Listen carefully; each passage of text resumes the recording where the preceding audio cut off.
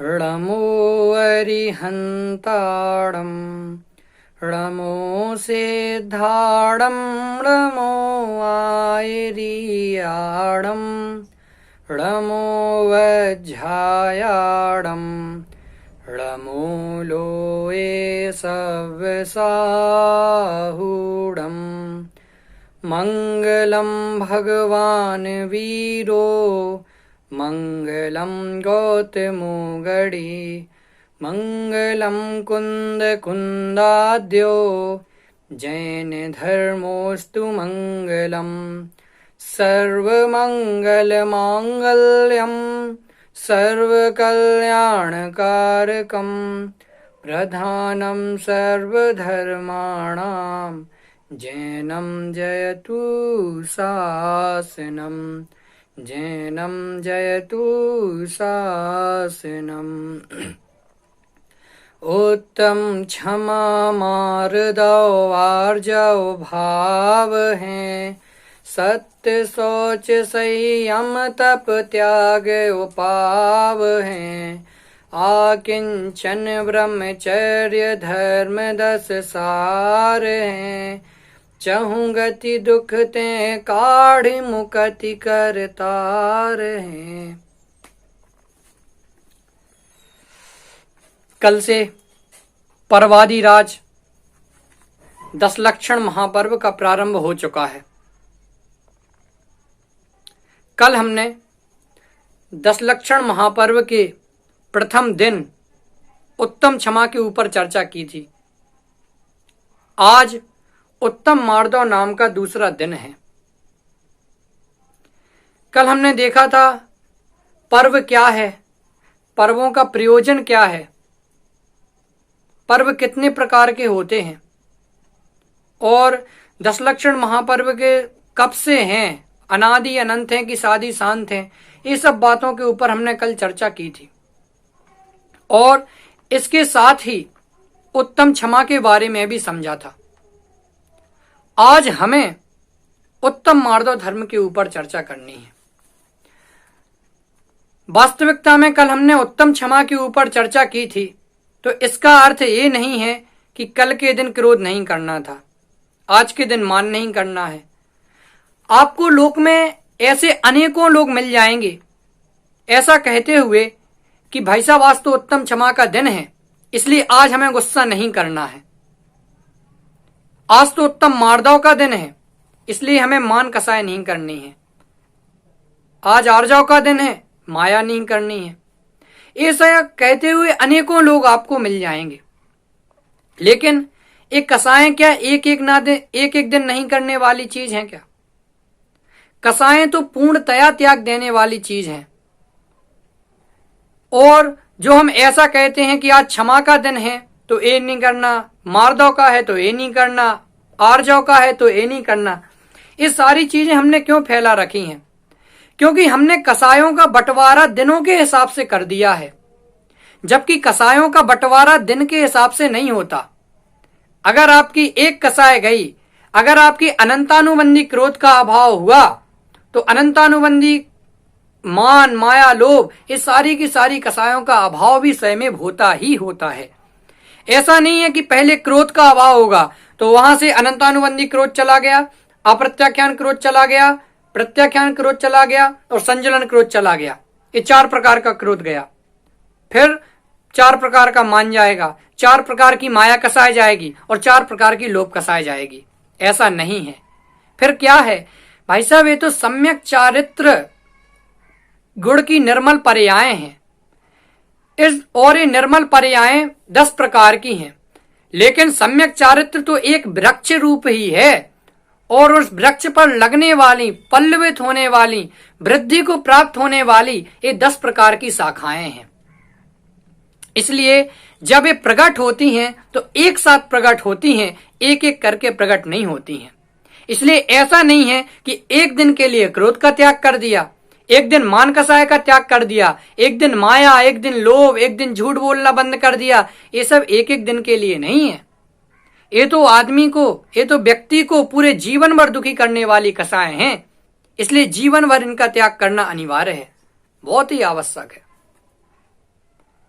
कल हमने उत्तम क्षमा के बारे में देखा था कि क्रोध कसाय कितनी बुरी चीज है और उत्तम क्षमा धर्म धारण करने से सहनशीलता आदि अनेकों गुणों का विकास होता है। और आज हमें चर्चा करनी है उत्तम मार्दव धर्म पर कि उत्तम मार्दव धर्म क्या है। कल हमने जब उत्तम क्षमा की परिभाषा देखी थी तो उत्तम क्षमा की परिभाषा क्या थी कि क्षमा स्वभावी आत्मा के आश्रय से क्रोध कसाय के अभाव रूप आत्मा में जो शांति स्वरूप पर्याय प्रकट होती है उसे उत्तम क्षमा कहा था। ठीक है, आत्मा में अनेकों गुण हैं, लेकिन जिस गुण को मुख्य करके कथन किया जाएगा वहां वह मुख्य होगा। जैसे कल क्षमा गुण की मुख्यता से कथन किया था। अब इसी परिभाषा को आज मार्दव धर्म में घटित करें तो मार्दव स्वभावी आत्मा के आश्रय से आत्मा में जो मार्दव के विपरीत कौन सी कसाय है? मान कसाय। तो मार्दव स्वभावी आत्मा के आश्रय से आत्मा में जो मान कसाय के अभाव रूप शांति स्वरूप पर्याय प्रकट होती है उसे उत्तम मार्दव धर्म कहते हैं। बात ख्याल में आई? तो अब जरा हम इस परिभाषा को खोलें। शांति स्वरूप पर्याय कहां से? मान कसाय के अभाव रूप। मतलब इससे क्या समझ में आता है कि देखो, जब तक कसाएं होंगी तब तक शांति नहीं होगी, और अगर शांति होगी तो फिर कसाएं नहीं होगी। इन दोनों का परस्पर में बैर है। अगर शांति है तो कसाएं नहीं है, और कसाएं हैं तो शांति नहीं हो सकती। बोलिए अगर मैं कुछ गलत कह रहा हूं तो। अरे इस धर्म में आकुलता नहीं है। आत्मा का जो ये मार्दव धर्म कहा है इसमें किंचित भी आकुलता नहीं है, खेद नहीं है। और कसाएं, इसमें आकुलता ही आकुलता है। आदमी निराकुल हो ही नहीं पाता है। ये प्रत्यक्ष ध्यान देने वाली चीजें हैं। तो मार्दव धर्म अपनी आत्मा के आश्रय लेने के कारण से मान कसाय का जब अभाव होता है तब उत्तम मार्दव धर्म प्रकट होता है। मान कसाय के अनेकों रूप हैं। हम अपनी चर्चा पंडित दयानंद राय जी की 10 लक्षण धर्म पूजन के आधार से करेंगे, क्योंकि समय हमें 30 से 40 मिनट ही लेना है। इसलिए उन्होंने पूजन प्रारंभ करते हुए लिखा, मान महाविश्वरूप करहि नीच गति जगत में, कोमल सुधानूप सुख पावे प्राणी सदा, उत्तम मार्दव गुण मन माना, मान करन को कौन ठिकाना, वस्यो निगोद माही ते आया, दमरी रूकन भाग विकाया, रूकन बिकाया भाग वसते, देव एक इंद्री भया, उत्तम मुआ चांडाल हुआ, भूप कीड़ों में गया, जीतव जोवन धन गुमान, कहा करे जल बुध बुधा, करी विनय बहुगुण बड़े जन की, ज्ञान का पावे उदा। उन्होंने ये छंद उत्तम मार्दव धर्म के लिए लिखा। क्या लिखा? कहां से शुरू किया? मान महाविश्वरूप। मान को महाविश्वरूप कहा है। देखो, एक तो होता है विष माने जहर, और एक होता है महाजहर। एक ऐसा जहर होता है कि जिसके खाते ही साथ आदमी की तत्काल मृत्यु हो जाती है, आदमी तत्काल काल के गाल में समा जाता है। और एक होता है ऐसा जहर कि जिससे आदमी को मरने में थोड़ा समय मिल जाता है। आधे 1 घंटे का समय मिल गया, उतनी देर कम से कम वो आदमी बचा रहेगा, तड़पते तड़पते मर जाएगा। जैसे कोई आदमी जंगल में से आए, कहे जंगल में आग लग गई है। आग लग गई है माने कोई ज्यादा घबराने की बात नहीं है, कम आग है। लेकिन कोई आए बिल्कुल हाँफते सीपते हुए और कहे कि जंगल में बहुत भयंकर आग लगी है, महाभयंकर आग जंगल में लग गई है, तब उसके कहने का आशय क्या है कि अब तो जंगल जल करके खाक हो जाने वाला है, अब बचने के कोई आसार नहीं है। तो मान को महाविश्वरूप कहा है। बोलो, मैं आपको कहूं एक तो जहर खा करके आदमी का मरण हो जाए, ऐसा करना नहीं चाहिए, लेकिन आपसे पूछें कि एक आदमी का मरण जहर खा करके तत्काल हो जाए तो उसको दुखी होगा कि पर्याय बदलने में खाली एक समय ही लगेगा क्योंकि तत्काल मरण हो गया।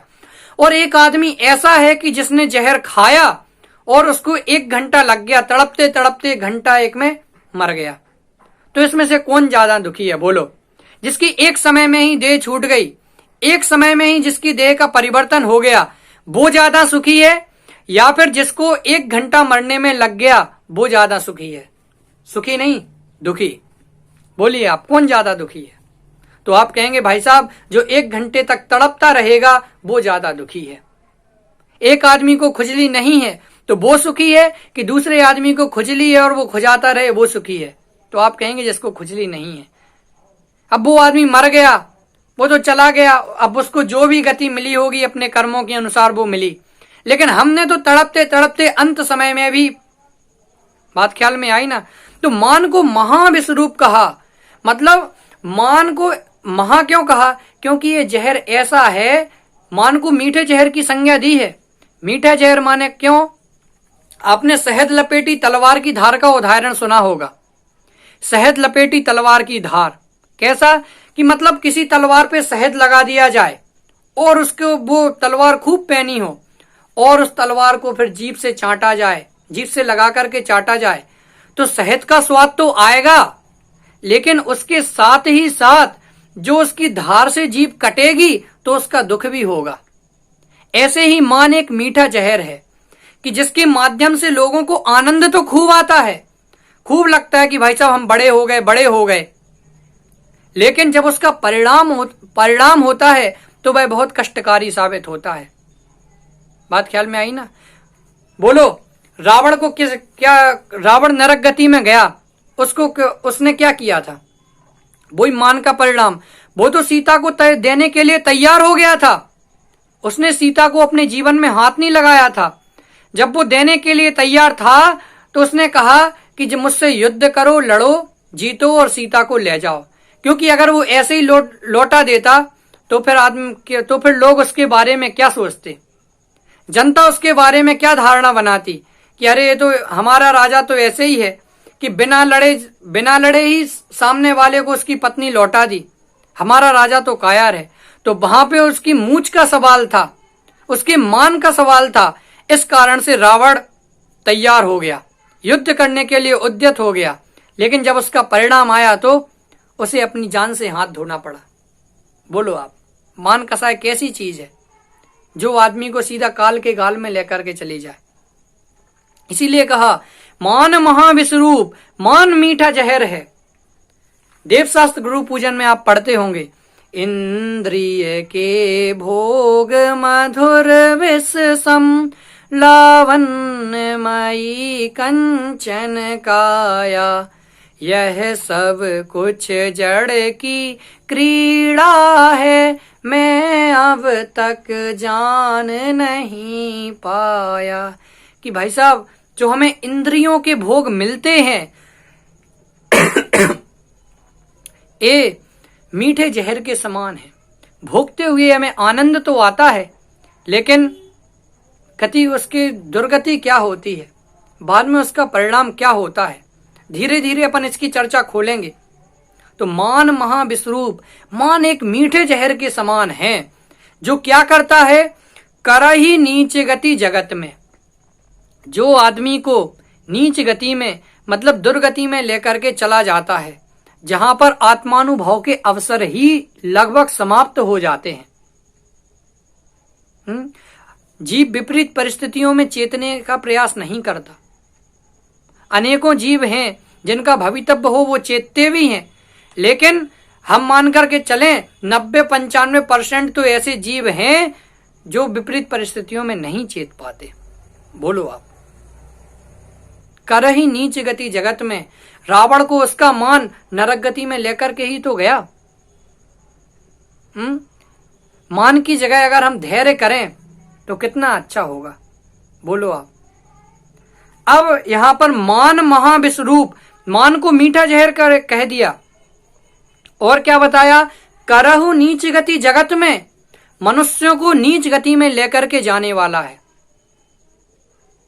अब जिस प्रकार से होता है ना कि कोई आदमी के मसूड़ों में दर्द हो, दांतों में तकलीफ हो, तो सामने वाला एक आदमी आए, वो कहे भैया क्या तकलीफ है, देखो मेरे दांतों में ये तकलीफ है, फलाना ढिकाना, और वो खासकर कोई दांत का ही डॉक्टर हो, उसका कोई प्रोडक्ट चलता हो, तो वो क्या पूछेगा, तुम कौन सा मंजन इस्तेमाल करते हो, कौन सा टूथपेस्ट करते हो, तो कहेगा भाई साहब हम तो फलाना फलाना प्रोडक्ट यूज करते हैं।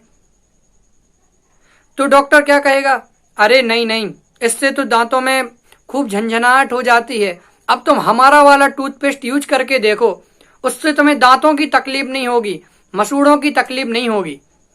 कहने का आशय क्या, पहले उसने वो सारा नेगेटिव एरिया खड़ा कर दिया कि ये तकलीफ किससे खड़ी हो रही थी, और अब उसके बाद में फिर उसने बताया कि ये भाई साहब ये हमारा प्रोडक्ट है, अब आप इस प्रोडक्ट का उपयोग करके देखें। तो ऐसे ही ध्यानत राय जी ने यहाँ पे बताया कि पहले तो मान को कह दिया ये तो साहब मीठा जहर है, और कह दिया कि नीच गति में ले जाने वाला है, ये सारी विपरीत बात कह दी, दुख का कारण बता दिया। तो भाई साहब अब आपने हमें दुख का कारण बताया, इसको तकलीफ बताया, तो इस तकलीफ से छूटने का उपाय भी तो कुछ होगा, आप हमें उस उपाय के बारे में भी बता दीजिए। तो वो कहते हैं, कोमल सुधा अनूप सुख पावे प्राणी सदा। कोमल सुधा अनूप, कोमल सुधा अनूप माने क्या, मार्दव का लक्षण क्या, मृदोर भावः मार्दवम, मृदुता अर्थात कोमलता, उसका नाम मार्दव धर्म है। और कोमल परिणाम वाले जीव ही सुख की प्राप्ति करते हैं। आपने सुना होगा कि जो व्यक्ति कठोर हृदय वाला होगा, जिसके हृदय में करुणा आदि भाव नहीं होंगे, विनय नहीं होगी, सेवा का भाव नहीं होगा, भैयावृत्ति नहीं होगी, ऐसे जीव, उनके हृदय में कभी भी धर्म का प्रवेश नहीं होता। ऐसे जीव कभी भी धर्म को नहीं समझ पाते। बात ख्याल में आई? तो उन्होंने कहा कोमल सुधा अनूप, हमने मान को जहर कहा, तो इधर कोमलता माने मृदुता अर्थात मार्दव धर्म को अमृत कह दिया। ऐसा अमृत कहीं नहीं मिलेगा। तो इस बिल्कुल सबसे पहले मार्दव धर्म धारण करने के लिए कोमल होना जरूरी है, और जो मार्दव धर्म का धारी होगा उसके कोमलता अपने आप होगी। उसके वचन भी बोलने में ऐसे लगेंगे कि मानो उसके मुंह से अमृत झर रहा है। क्यों? क्योंकि उसके हृदय में कोमलता है, और उसके हृदय में जो है वो ही बाहर निकल के आएगा। घड़े में अगर सोना रखा हुआ है तो सोना निकल के बाहर आएगा, घड़े में पानी है तो पानी निकल के बाहर आएगा, और अगर घी भरा हुआ है तो घी निकल के बाहर आएगा। तो जिसके हृदय में कोमलता है उसके हृदय से कोमलता ही बाहर आएगी। उत्तम मार्दव धर्म के धारी मुनिराजों के मुख से कैसा लगता है? मुख चंद्र ते अमृत झरे, भ्रम रोग हर जिनके वचन, मुख चंद्र ते अमृत झरे। ऐसा लगता है जब उनके वचन खिड़ते हैं कि मानो अमृत ही झर रहा हो, और उस अमृत का पान करके भव्य जीव धन्य होते हैं। ऐसा होता है मार्दव स्वभाव के धारी जीवों का स्वभाव। बोलो। तो इसलिए कहा कि कोमल सुधा अनूप, मतलब ये अमृत है, इस अमृत को अपना लेंगे तो सुखी हो जाएंगे। भव भवांतर के जो हमारे कष्ट हैं वो कष्ट बिल्कुल दूर हो जाने वाले हैं। और क्या होगा? सुख पावे प्राणी सदा। जब अपने हृदय में कोमलता होगी, धर्म अपने अंदर प्रविष्ट होने लग जाएगा, दूसरों के प्रति करुणा, वात्सल्य, विनय, भैयावृत्ति इत्यादि का भाव प्रकट हो जाएगा, तो आप समझ लीजिए सुख के द्वार तो अपने आप खुल जाएंगे। अगर हमने पहली सीढ़ी पे कदम रख लिया तो अब तो ऊपर की सीढ़ियों पे तो बस चढ़ते ही जाना है। तो अगर हमारे हृदय में कोमलता आ गई तो समझो कि अब आत्मानुभव का काल नजदीक आ गया। अब बस आत्मानुभव का काल नजदीक आया तो बस सम्यक दर्शन, सम्यक ज्ञान, सम्यक चारित्र और मोक्ष को प्राप्त करना है। इसलिए सुख का द्वार तो अपने आप ही खुल गया। तो क्या बताया कि मान मीठा जहर है, महाविश्वरूप है, और क्या है कि नीच गति में ले जाने वाला है, और दुर्गति में जाकर के जीव को दुख ही प्राप्त होता है। नरक गति में जाएगा तो वहां डंडे पड़ेंगे, त्रियंच गति में जाएगा तो वहां भी बद वंदन आधिक दुख घने, मनुष्य गति में जाएगा तो क्या होगा, जन्नी उदर बस्यो 9 मास, देव गति में जाएगा तो वहां भी दूसरे देवों को देख देख करके बहुत दुख होगा। और इधर तो जब सुख ही प्रकट हो गया, माने हमारे भाव के सारे कष्ट दूर हो गए हैं, और ये कष्ट दूर हो गए हैं, इसका अर्थ यह है कि हम मोक्ष गति को प्राप्त होने वाले हैं अथवा मोक्ष गति को प्राप्त हुए हैं। अब आगे उत्तम मार्दव गुण मन माना। देखो एक चीज और कि पहले क्रोध कसाय है, मान दूसरी कसाय है, लेकिन क्रोध और मान, इनमें क्रोध कसाय को पहले नंबर पे रखा। धर्म के 10 लक्षण पुस्तक में स्पष्ट किया है कि क्रोध कसाय को पहले नंबर पे रखा और मान कसाय को दूसरे नंबर पे रखा। ऐसा क्यों? आखिर कसाय तो दोनों ही हैं।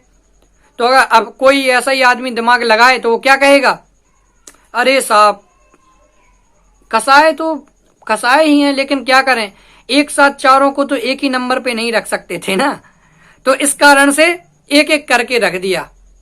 तो ऐसा नहीं है। उन्होंने कहा कि भाई साहब का पहले आता है तो क्रोध को पहले रख दिया, माँ बाद में आता है तो मान को बाद में रखा, फिर माया तो माँ को बाद में और रखा, और लोभ ला बाद में आता है तो उसको बाद में रखा। अरे भाई साहब ऐसा नहीं है, बल्कि क्रोध कसाय जितनी विनाश कर सकती है उतनी मान कसाय में ताकत नहीं है। मान कसाय उतना विनाश नहीं करती जितना कि क्रोध कसाय विनाश करती है।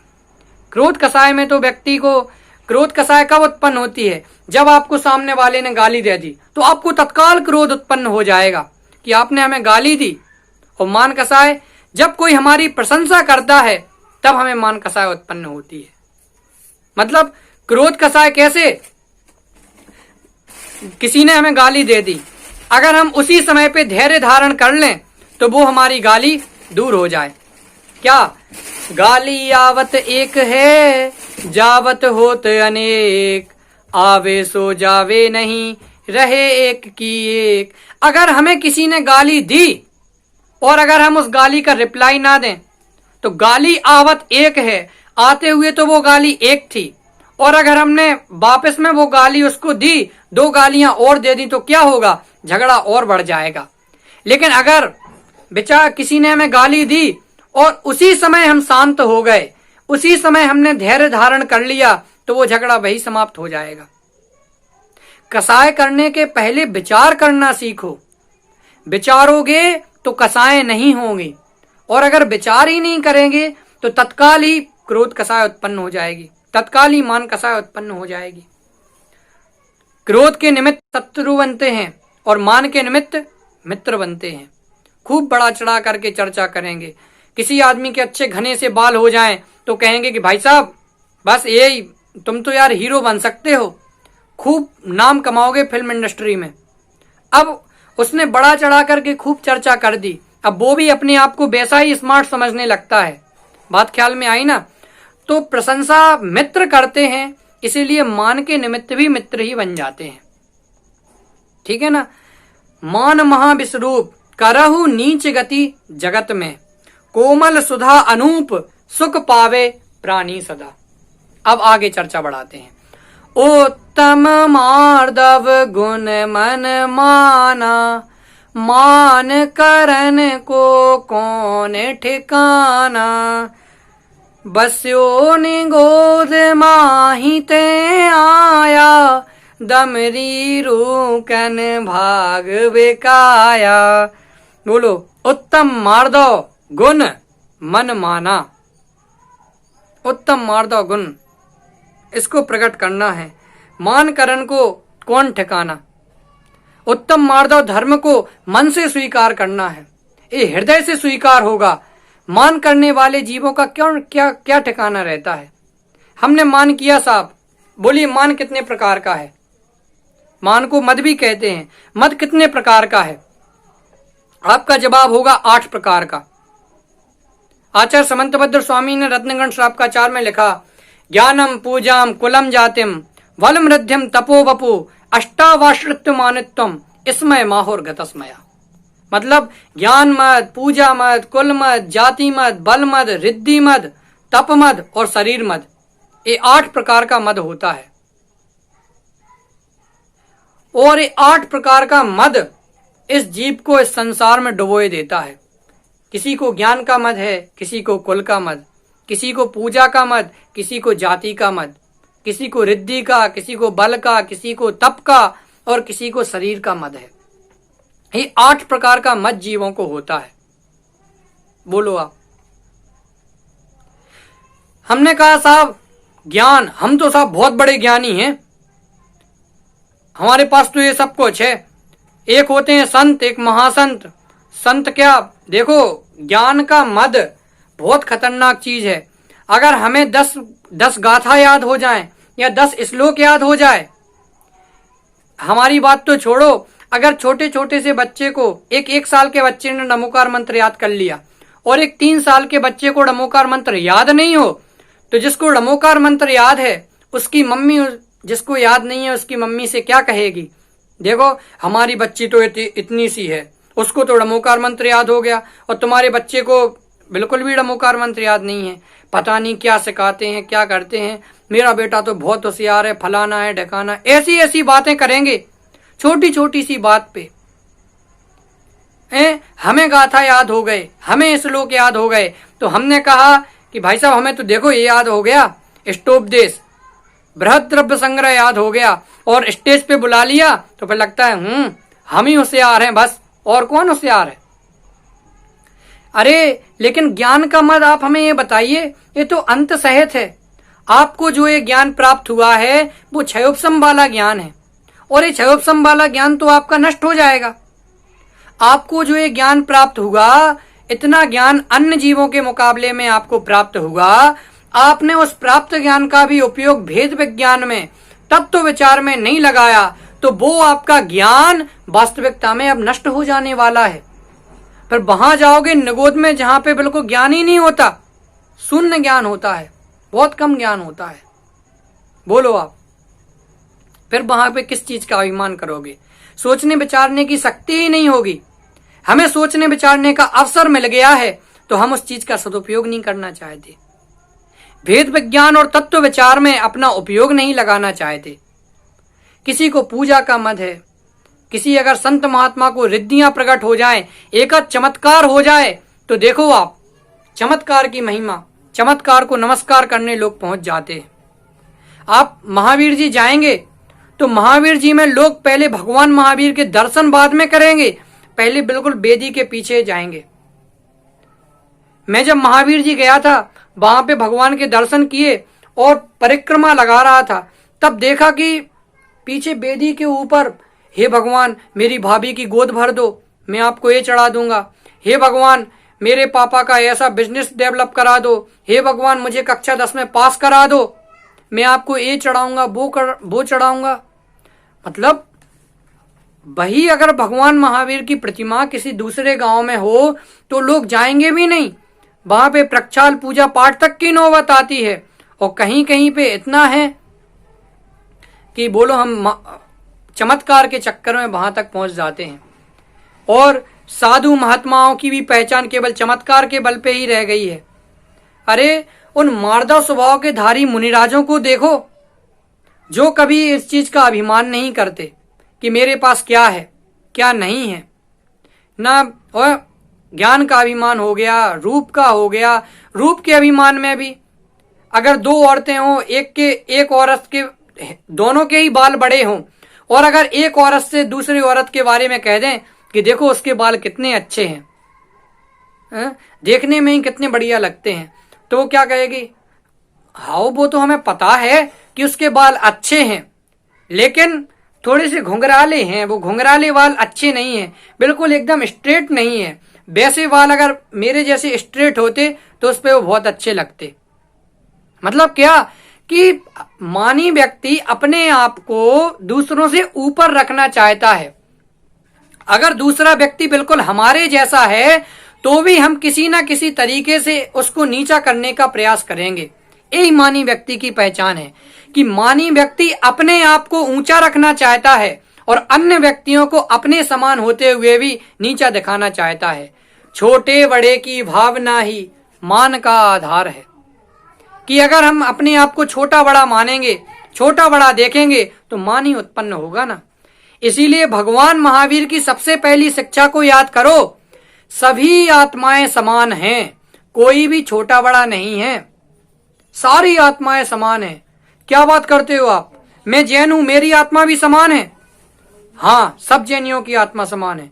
अच्छा, तो जो हमारे घर में जो नौकर झाड़ू पोंछा लगाने के लिए आते हैं, उनकी भी आत्मा समान है। हाँ, उनकी भी आत्मा समान है। और कोई अगर चांडाल आदि है तो उनकी भी आत्मा समान है। हाँ भाई साहब, उनकी भी आत्मा समान है। रत्नगण श्रावकाचार में लिखा ना कि अगर कोई चांडाल है और सम्यक दर्शन के साथ है तो वो भी पूजनीय हो जाता है। और अगर हम जैन होकर के भी सम्यक दर्शन प्रकट नहीं कर पाए तो हमारा जीवन निरर्थक है। बोलो, गुणों से ही व्यक्तियों का महिमा मंडन होता है। अवगुणी व्यक्ति यदि उच्च कुल में भी पैदा हो तो वो शोभा प्राप्त नहीं करता, और अगर वही गुणी व्यक्ति नीच कुल में रहकर के भी उत्तम कार्य करे तो वो शोभा को प्राप्त हो जाता है। बोलो, बात सही है या नहीं? अब आप विचार कीजिए। अंजन जैसे निरंजन हो जाते हैं। कौन सोच रहा था कि एक समय पहले इतना था और बाद में मोक्ष गति को प्राप्त कर लेगा? चोर भी मोक्ष गति को प्राप्त हो गया। ज्ञान का मद हो गया, भाई साहब हमें तो इतना ज्ञान है। अरे तुम्हें इतना ज्ञान है, उसके बावजूद भी तुम अपना कल्याण नहीं कर पा रहे हो। और शिव भूति मुनिराज तुसमास घोषण तो खाली इतने भेद विज्ञान के बल पर ही मोक्ष प्राप्त कर लिया। केवल ज्ञान प्राप्त हो गया, अनंत ज्ञान के धारी हो गए। विचार करो, महिमा आपके ज्ञान की नहीं, महिमा भेद विज्ञान की है। भेद विज्ञान होगा तो केवल ज्ञान हो जाएगा, और आप में अगर थोड़ा सा भी ज्ञान है तो वो अनंत ज्ञान केवल ज्ञान के रूप में फलित हो जाएगा। किसी को बल का मत होता है। भाई साहब देखो, अगर किसी ने निर्बल व्यक्ति को एक चांटा मार दिया, अब हम क्या करें? हम तो कुछ कर ही नहीं सकते। वो देखो वो कितना बलवान है, अगर मैंने तो धोखे से भी उससे कुछ कह भी दिया तो वो दो और मिला के हमारे गाल पे मारेगा, ऐसा लगता है हमें। क्यों भैया? मान कसाय और जिसको बल का मद है, आप उसका बल कितने दिन तक कायम रहने वाला है? कितने यौवन निकलेगा, उसके बाद में हाथ उठाने की भी सामर्थ्य नहीं रहेगी। और जब हाथ नहीं उठा पाएंगे, कोई काम नहीं कर पाएंगे।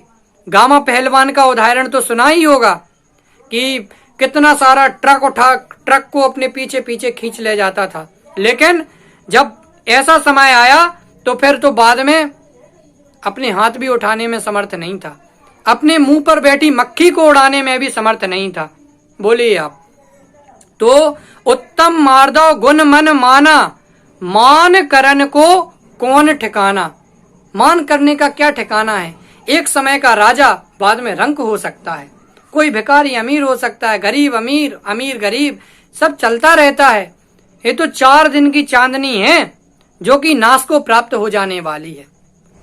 निकांच तंत्र में पढ़ते हैं ना, कितनी सामग्री प्राप्त होती है विषय भोग की। वो कर्मों के परवश है, कर्मों के अधीन है, अंत सहित है। बोलो आप।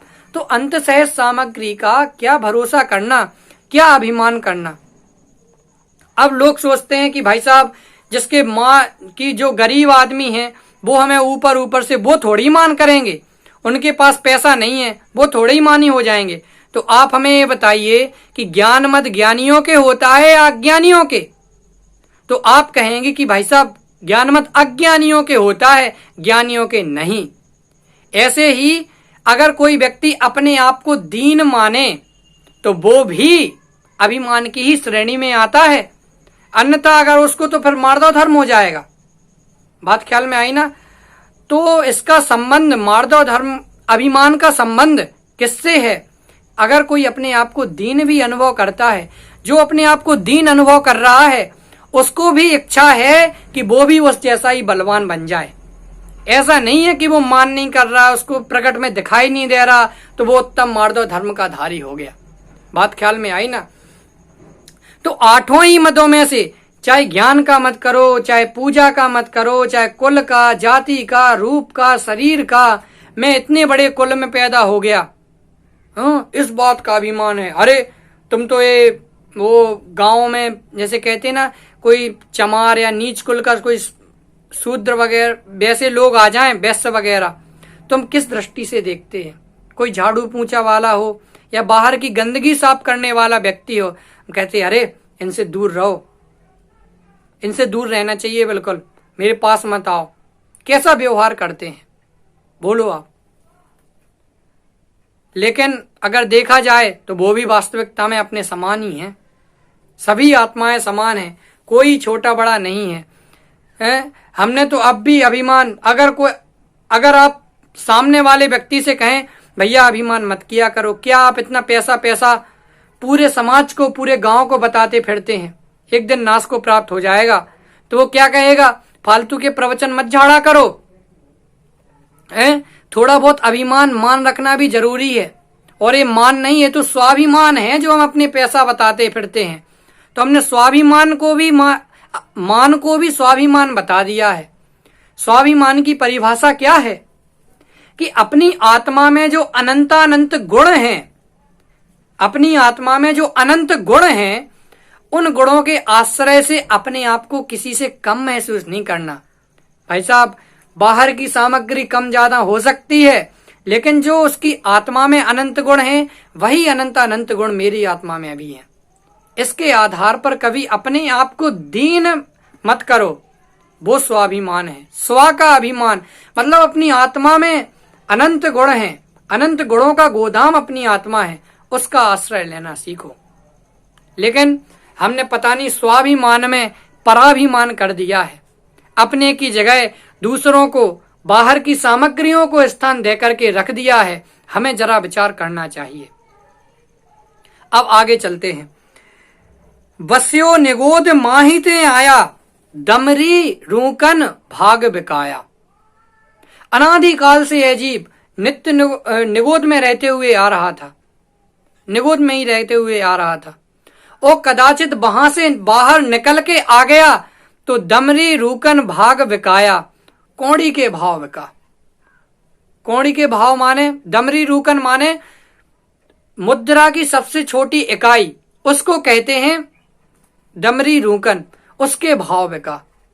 जैसे कहते हैं ना दमरी रूकन भाग बिकाया, तो कौड़ी के भाव बिका। रूकन बिकाया भाग वसते, देव एक इंद्री भया।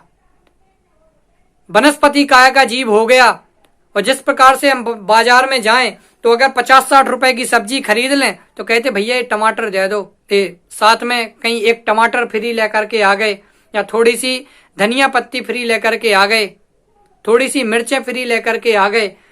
तो यही होता है कौड़ी का भाव, कि सब्जी के साथ में थोड़ी चीजें फ्री डाल दी, मतलब कोई महत्व का नहीं, उस भाव का क्या कीमत रह गई।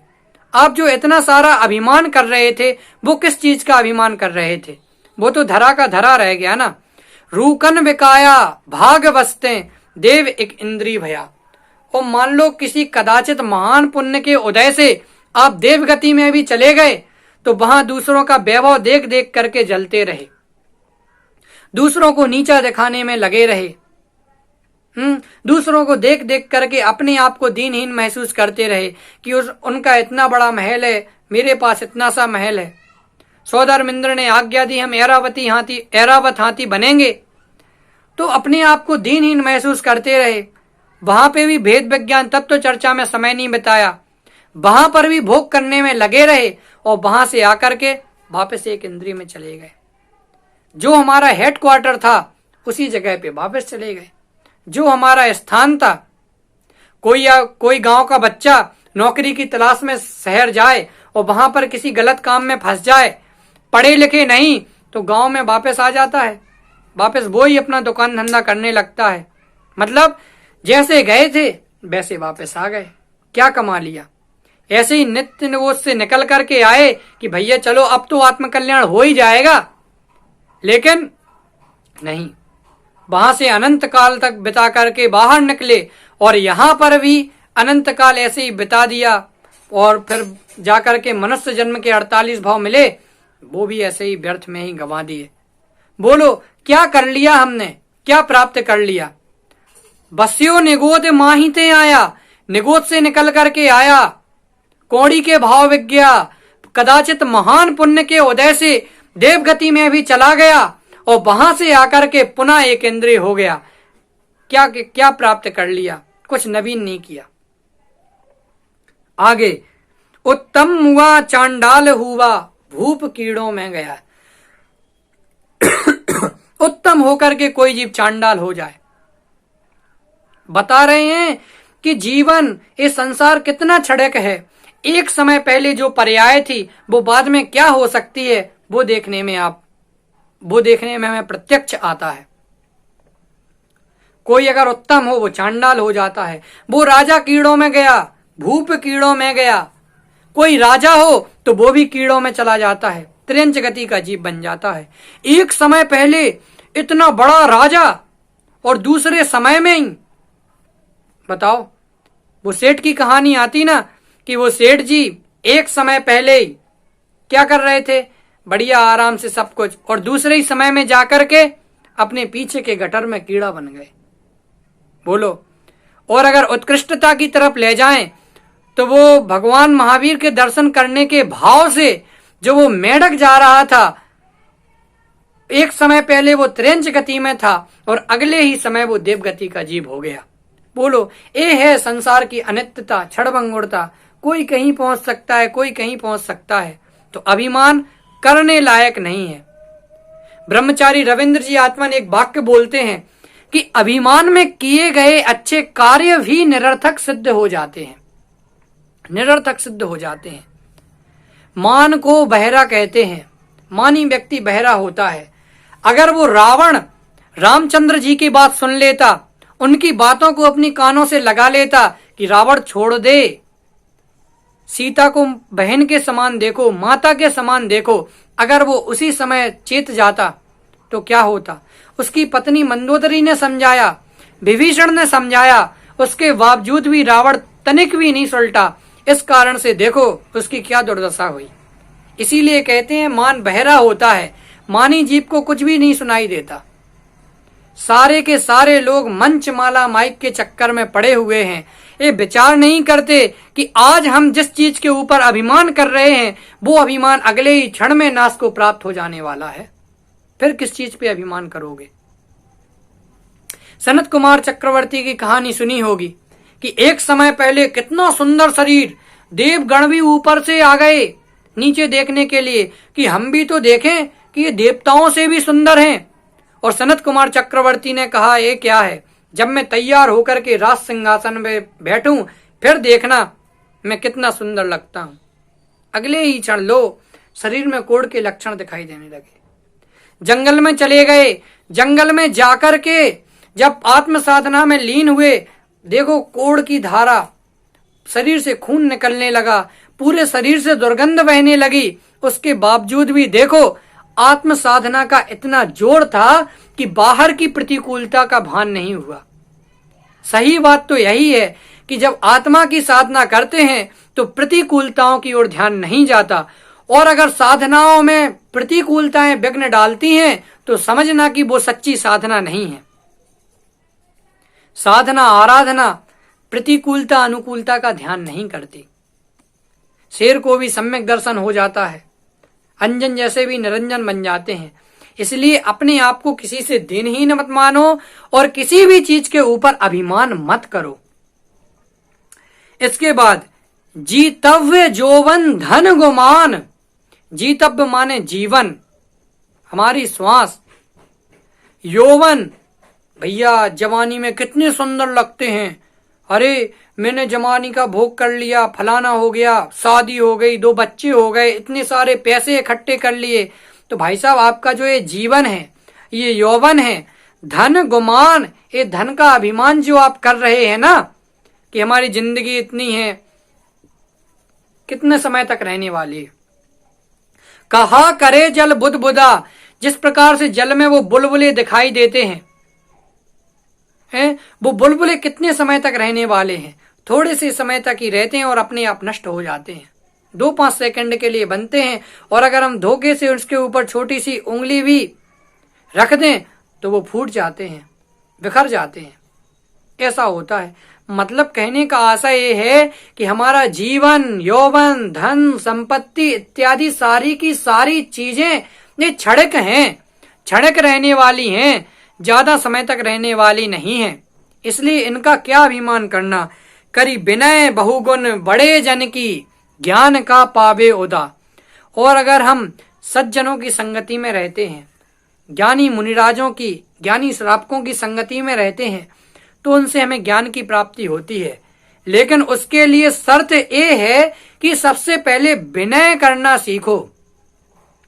आदरणीय बाल ब्रह्मचारी रविंद्र जी आत्मन कहते हैं कि विनय ज्ञान की योग्यता भी है और ज्ञान का फल भी है। अगर आप ज्ञान कर रहे हैं तो आप में विनय होगी ही होगी, और विनय करेंगे तो आपको ज्ञान की प्राप्ति भी होगी। अगर आप में विनय नहीं है तो आपका ज्ञान कोई काम का नहीं है। क्योंकि जिसमें विनय नहीं होता, कोई एक शिष्य हो जो पहले गुरु की खूब विनय करे और बाद में अपने गुरु से आगे निकल जाए, खूब प्रसिद्धि मिल जाए और इस चीज का अभिमान करे, तो फिर वो उसका क्या, उसकी विनय किसी काम की नहीं है। अब तो वो अभिनयी हो गया है, उसका ज्ञान किसी काम का नहीं है। इसीलिए देखो, ब्रह्मचारी रविंद्र जी आत्मन एक बहुत ही अच्छी बात कहते हैं कि हमारे यहाँ पे जो बच्चा जन्म लेता है उसकी शिक्षा विनय से प्रारंभ होती है, कि सबसे पहले विनय करना सीखो। कहाँ से शिक्षा प्रारंभ होती है? णमोकार मंत्र से। णमो अरिहंताड़म, णमो माने नमस्कार करो, झुक जाओ। जितना झुकोगे उतना ही ज्ञान प्राप्त कर पाओगे। जितना झुके, बर्तन जितना झुकेगा उतना ही प्राप्त कर पाओगे। आप कहोगे नहीं भैया, हम तो बाल्टी कुएं में से लेकर के जाएंगे और बिल्कुल बाल्टी सीधी जाए और सीधा ही पानी भर के लाए, तो ऐसा नहीं है। बाल्टी को झुकना पड़ेगा, बाल्टी को झुकाना पड़ेगा, बाल्टी को टेढ़ा करना पड़ेगा, तब उसमें जाकर के पानी आएगा। उसी प्रकार से अगर हम विनय के माध्यम से गुरुजनों के सामने झुकेंगे, उनकी विनय करेंगे, तो बात समझ लेना कि हमें ज्ञान प्राप्त होगा। वृक्ष जितना झुकता है उतने ही ज्यादा और उतने ही मीठे फल उस पर प्राप्त होते हैं। बात ख्याल में आई ना? इसलिए अभिमान कहीं करने लायक नहीं है और कभी भी करने लायक नहीं है। अभिमान करोगे तो नियम से आपका पतन होगा। अभिमान व्यक्ति को नरक के गर्त में डुबो करके ले जाएगा। तो जो ये हमने इतनी मान कसाय के ऊपर चर्चा की है, ये मान कसाय कैसी है? बोलो, इतना मान कर लिया, कुछ काम में नहीं आएगा। अंत समय में जाकर के तो ये सारा का सारा मान, धन, वैभव जिसके आश्रय से मान कर रहे थे ना, वो सारी की सारी चीजें जाकर के मिट्टी में मिल जाएंगी, कुछ काम नहीं आएगा। इसीलिए इन सारी चीजों का विचार करना, तो इसका मान कसाय के अभाव का उपाय क्या है भैया? एकमात्र यह है, केवल और केवल मार्दव धर्म। अगर हम मार्दव धर्म का आश्रय करेंगे तो नियम से ये मान कसाय स्वयं भी विलय को प्राप्त हो जाएगी, और मार्दव स्वभावी आत्मा का आश्रय लेंगे तो शांति का एक छत्र राज्य हमारे हृदय में स्थापित हो जाएगा। फिर हमें कभी भी कसाएं दुखी नहीं कर पाएंगी, आकुलता कभी भी दुखी नहीं कर पाएगी। आप कहें भाई साहब, हमें चक्रवर्ती आदि जीव जो अपने आप को चक्रवर्ती इत्यादि कहते हैं, ये भरत चक्रवर्ती, ये फलाने चक्रवर्ती, ये भी तो अभिमान करते हुए हमें प्रत्यक्ष दिखाई देते हैं। भरत चक्रवर्ती की आपने बात की, भैया चक्रवर्ती उनका पद है। वो एक समय पहले अपने आप को चक्रवर्ती महसूस कर रहे हैं, अपने आप को चक्रवर्ती जरूर कह रहे हैं, लेकिन ये लोक व्यवहार है। अगर वो अपने आप को चक्रवर्ती ना कहें मैं तो आत्मा हूं, तो ये संभव नहीं है। हालांकि श्रद्धान में उनके प्रति समय आत्मानुभूति बरत रही है। ऐसा श्रद्धान प्रति समय चल रहा है कि भाई साहब, मैं तो ज्ञानानंद स्वभावी भगवान आत्मा हूं, मैं ये चक्रवर्ती आदि नहीं हूं। ये तो कौए की बीट के समान है। चक्रवर्ती की संपदा, इंद्र सदी के भोग, कागवीट सम गिनत हैं सम्यक दृष्टि लोग। सम्यक दृष्टि जीव इसको कौए की बीट के समान मानते हैं। मतलब विष्टा मानते हैं। ये हेय है, किसी भी प्रकार से उपादेय नहीं है। उपादेय तो केवल जो सम्यक चारित्र गुण की निर्मल पर्याय उत्तम मार्दव धर्म है, मार्दव नाम का आत्मा का गुण है, वही उपादेय है। और उसकी उपादेयता हम कैसे सिद्ध कर सकते हैं? जब हम अपने आप में अपनी आत्मा का आश्रय लेंगे। आत्मा तो हमारे पास में ही है, लेकिन हमने आज तक उसका आश्रय नहीं लिया। इस कारण से हमें मान कसाय उत्पन्न हो रही है। तो मान कसाय का अभाव करके हम सभी अपने जीवन में मार्दव स्वभावी आत्मा का आश्रय लें, उसकी ही प्रतिक्षण अनुभूति करें और सुख के सागर में निमग्न होवें। इसी मंगल भावना से अपनी वाणी को विराम देता हूं।